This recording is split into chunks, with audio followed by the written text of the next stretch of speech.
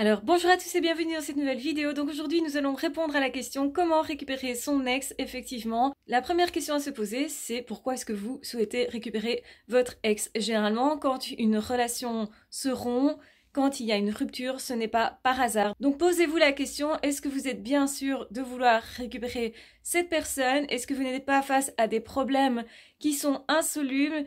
Est-ce que vous êtes objectif aussi dans cette décision? Ça veut dire, est-ce que vous n'êtes pas désespéré simplement et que vous vous accrochez à un espoir qui est perdu? Donc ça, c'est vraiment la première question à se poser. Vous devez avoir une bonne raison, effectivement. Si vous avez changé, effectivement, eh bien, c'est peut-être possible. Le deuxième conseil que je vais vous donner, c'est de ne pas attendre longtemps. Ça veut dire quoi? Ça veut dire que pour qu'on puisse faire un deuil, il faut 2 ans. Si vous avez attendu ce laps des 2 ans, n'essayez pas de récupérer cette personne. Il est fort probable que cette personne-là soit passée à autre chose et qu'en réalité, vous allez arriver avec votre demande qui n'est pas en fait faite en temps voulu. Ça veut dire qu'une rupture, elle n'est vraiment une rupture qu'à partir du moment où l'autre a reconstruit sa vie, s'est habitué à votre absence et passé à autre chose tout simplement dans d'autres objectifs, à d'autres objectifs. Et donc si vous arrivez avec des demandes effectivement qui ne correspondent pas à ce que cette personne souhaitait, vous avez moins de chances forcément que ça fonctionne. Malgré tout, il y a toujours une possibilité effectivement si vous êtes assez proche de la rupture, pas trop proche et pas trop loin non plus. Ça veut dire quoi? Ça veut dire donc ne pas attendre les 2 ans qui sont nécessaires normalement pour faire un deuil, mais ne pas non plus y retourner trop vite. 1 semaine après, c'est trop rapide. Pourquoi? Parce que cette personne, généralement, en a eu marre de vous pour une bonne raison. Il est fort probable que cette personne a en mémoire surtout les moments qui n'ont pas été agréables, les déceptions justement qui ont fait que cette personne a pris l'initiative de la rupture. On ne rompt pas par hasard, on rompt parce qu'il y a quelque chose d'important qui est en jeu. C'est rarement fait sur un coup de tête. Alors effectivement, quand c'est juste un coup de tête, normalement, on peut se rabibocher très vite. Dans ce cas-là, c'est pas vraiment une réelle rupture. Dans ce cas-là, vous n'avez peut-être pas vraiment besoin de conseils.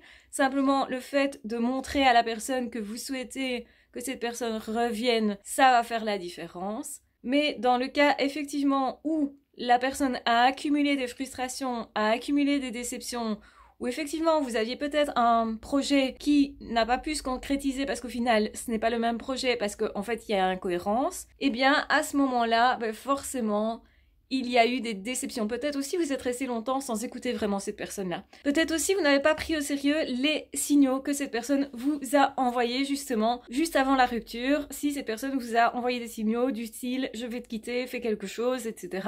ou « essaye de me comprendre, il y a ça et ça qui ne va pas, pourquoi tu ne réagis pas », etc. etc. Si vous avez essayé de faire l'autruche pendant un moment, forcément cette personne a été frustrée, forcément cette personne a aussi été déçue. Donc ce que vous allez devoir faire, c'est remettre en avant les bons moments partagés. Donc vous allez devoir laisser passer un peu de temps pour que cette personne justement oublie un petit peu les frustrations vécues, se préoccupe un petit peu d'autre chose, et puis à ce moment-là, vous allez revenir, mais en montrant justement le changement éventuel qui correspond éventuellement aux attentes supposées de cette personne. Je dis bien supposées parce que vous ne savez pas vraiment si ces attentes-là sont encore d'actualité. Alors, 1 à 2 mois après la rupture, c'est probable que ça reste d'actualité, surtout si la relation a été longue, surtout si effectivement cette personne, vous l'aviez dans votre vie depuis un bon moment et que vous sentez que cette personne est peut-être encore amoureuse ou en tout cas vous laisse encore de la place, de l'espace pour entrer en contact. Évidemment, si vous passez votre temps à vous plaindre, etc., vous n'allez pas pouvoir récupérer cette personne parce que vous allez introduire du négatif dans la vie de cette personne.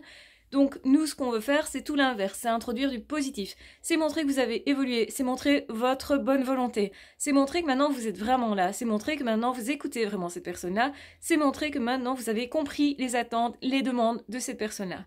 Et donc du coup, si vous vous positionnez d'une façon différente par rapport à avant, eh bien cette personne peut effectivement revoir sa décision. Ça va pas être nécessairement automatique, mais vous avez une carte à jouer effectivement.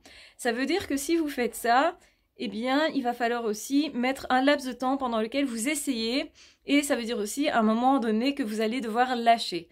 Donc, autrement dit, vous allez essayer à un moment donné de récupérer cette personne-là, mais pour ne pas non plus saouler cette personne-là, vous n'allez pas passer énormément de temps, bombarder de messages et des choses comme ça. Ça va aussi introduire du négatif, c'est aussi introduire en fait le fait que vous êtes dépendant, le fait que vous n'arrivez pas à gérer votre vie tout seul.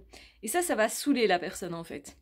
Donc, ce qu'il faut faire, c'est plutôt faire vivre à ces personnes des bons moments, des moments joyeux, des moments où vous montrez votre changement, où vous montrez votre joie de vie. Si par exemple, vous avez un peu plus perdu votre joie de vivre à ce moment-là, au moment de la rupture ou un petit peu avant, et que maintenant vous êtes beaucoup mieux dans votre peau, profitez-en pour montrer à cette personne que vous êtes mieux dans votre peau. N'en faites pas des tonnes, montrez simplement qui vous êtes, mais sans non plus être hyper démonstratif, sinon ça va paraître faux et cette personne va se dire, bah oui, cette personne me court juste derrière parce que, effectivement, cette personne est en manque de quelque chose, d'affection, d'attention, et ne sait pas peut-être gérer sa vie. Donc, à nouveau, quand on sent le manque de quelqu'un, eh ben, c'est pas très plaisant. C'est à partir du moment où on va être dans l'amusement, dans le partage, etc., qu'on va se dire, cette personne est chouette, j'ai envie de passer plus de temps. Et c'est ce qu'il faut, en fait, faire pour que la personne puisse revenir. Ça va se faire par étapes, ça va se faire petit à petit, et vous ne devez pas faire en sorte que ça aille vite nécessairement. Cette personne, vous devez la laisser venir vers vous également. Vous ne devez pas non plus forcer les choses.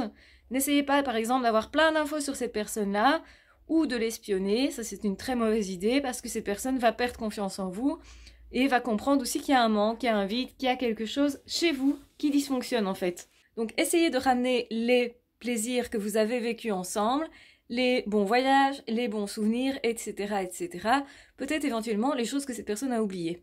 Si vous arrivez à mettre ça sur le tapis, que l'autre prend plaisir à relater ces événements-là, eh bien vous savez que vous gagnez un peu plus chaque jour parce que effectivement, elle va automatiquement vous remettre dans sa vie et surtout vous remettre dans une position où éventuellement ça pourrait reprendre.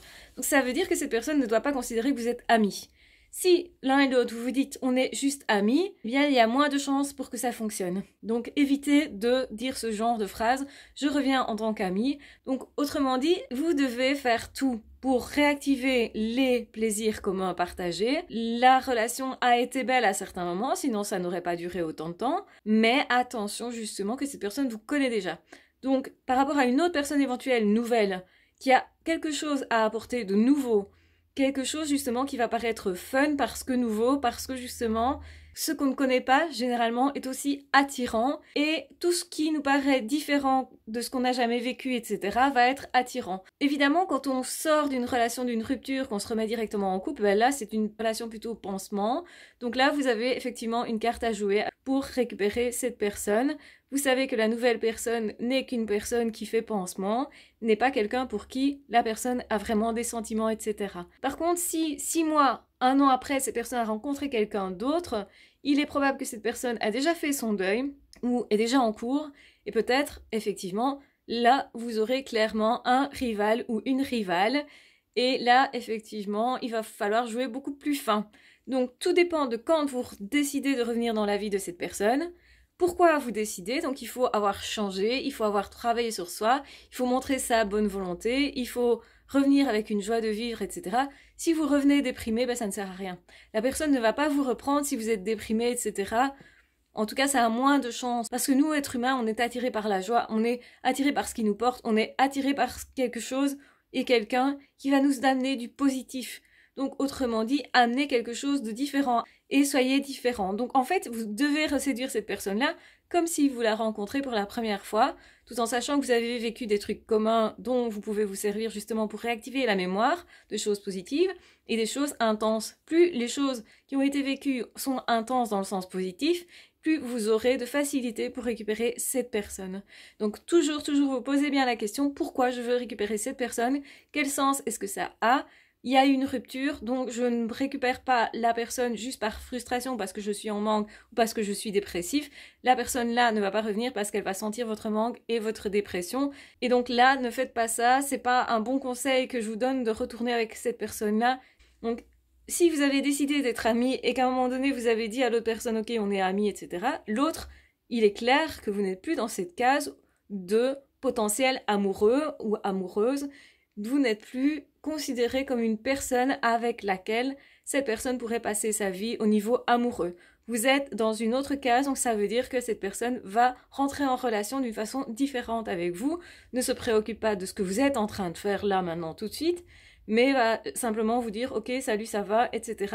Mais va rester plutôt plus à distance, en tout cas, vous n'aurez plus accès aux infos sur sa vie amoureuse, etc. Sauf si cette personne vient se confier parce qu'elle a besoin de conseils, exactement comme le ferait un ami. Donc attention à où je me situe dans la relation, qu'est-ce que j'ai dit avant à cette personne, à quel moment je choisis de faire un effort pour revenir dans la vie de cette personne. Donc je dois le prouver, je ne dois pas juste dire oui, je vais changer. Et la personne va vous répondre, tu aurais déjà changé si tu avais voulu. Si vous ne l'avez pas fait, eh bien c'est qu'il y a une raison. Donc cette personne n'est pas dupe de ça, donc ne trichez pas non plus, parce que cette personne va le sentir et que de toute façon vous allez recommencer une relation sur une mauvaise base, même si vous arrivez à reséduire, etc. cette personne. Donc voilà, j'espère que mes conseils vous auront été utiles et j'espère que cette vidéo satisferont les personnes qui l'ont demandé tout simplement. En tout cas, je vous embrasse bien fort, prenez bien soin de vous et on se retrouve très vite dans d'autres vidéos ou dans d'autres podcasts. Ah, ciao, bye bye!